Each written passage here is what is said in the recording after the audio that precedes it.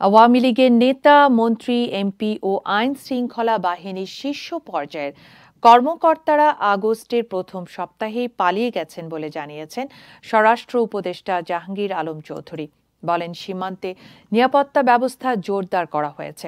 আগস্টের ৫, ৬ ও ৭ তারিখেই আওয়ামী লীগের বেশিরভাগ নেতারা, মন্ত্রী, এমপি ও আইন শৃঙ্খলা বাহিনীর শীর্ষ পর্যায়ের কর্মকর্তারা পালিয়ে গেছেন। এই ৩ দিনে পালিয়েছেন। এখন পালানো খুব সহজ হবে না। পুলিশ, বিজিবির পাশাপাশি জনগণই তাদেরকে প্রতিহত করবে। এপিবিএন হেডকোয়ার্টার্স উত্তরা শহীদ মীর মুগ্ধের স্মরণ সভা ও দোয়া মাহফিল অনুষ্ঠানে এসব কথা বলেন তিনি। জুলাই গণহত্যায় জড়িত পালিয়ে থাকা সাবেক এমপি, মন্ত্রী যাদের বিরুদ্ধে মামলা হয়েছে তাদের অবস্থান শনাক্ত করতে সাংবাদিকদের অনুসন্ধানী প্রতিবেদন তৈরি করার আহ্বান জানান স্বরাষ্ট্র উপদেষ্টা। অসুস্থদের চিকিৎসার বিষয়ে তিনি বলেন, বিদেশ থেকে ডাক্তার আনা হবে। তারা যদি মনে করে চিকিৎসার জন্য আহতদের বিদেশে পাঠাতে হবে, তাদের পরামর্শ অনুযায়ী ব্যবস্থা নেওয়া হবে।